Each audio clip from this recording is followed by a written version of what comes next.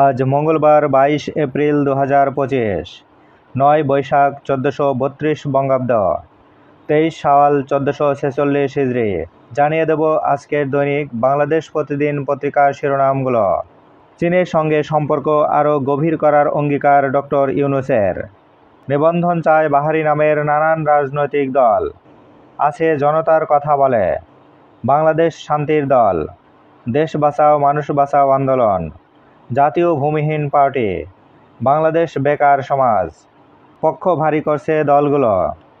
ডিসেম্বরে নির্বাচন আদায়ে সর্বদলীয় জনমত গঠনে সিরিজ বৈঠকে বিএনপি। সংস্কার শেষে নির্বাচনের দাবিতে বিভিন্ন দলের সঙ্গে বৈঠক করছে জামাত ও এনসিপি। কমিশনের সঙ্গে আজ আবার বিএনপির বৈঠক। ঐক্যে পৌঁছানোর চেষ্টা গুরুত্বপূর্ণ ইস্যুতে। কমিশনের সঙ্গে দুই দলের বৈঠক। আগে গণপরিষদ নির্বাচন, দ্বিমত বহুত্ববাদ প্রস্তাবে। চৌধুরী আলম গুম, বহু পক্ষের এক টার্গেট। শ্রম সংস্কার কমিশনের প্রতিবেদন জমা। সব শ্রমিকের আইনি সুরক্ষা নিশ্চিতের সুপারিশ। সিপিডির গবেষণা। 2,26,000 কোটি কর ফাঁকি 2023 সালে। শিগগিরই রাশিয়া ইউক্রেন যুদ্ধবিরতি চুক্তি, জানালো ট্রাম্প।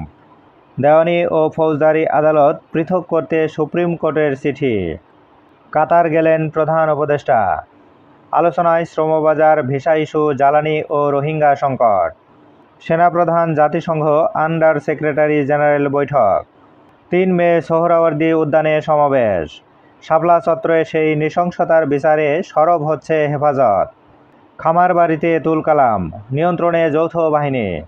খামারবাড়ির অস্থিরতার প্রভাব কৃষিতে।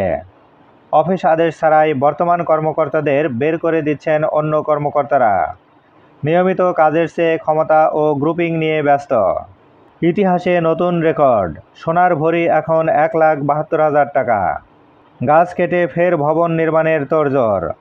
উন্নয়নের মাস্টার প্ল্যান প্রণয়ন ও লেক খননের দাবিতে মানববন্ধন। অপহৃত উদ্ধারে গিয়ে সন্ধান ইউপিডিএফের আস্তানার। হাইকোর্ট, 33 বছরে রাষ্ট্রপতির ক্ষমতাপ্রাপ্তদের তালিকা প্রকাশ কেন নয়?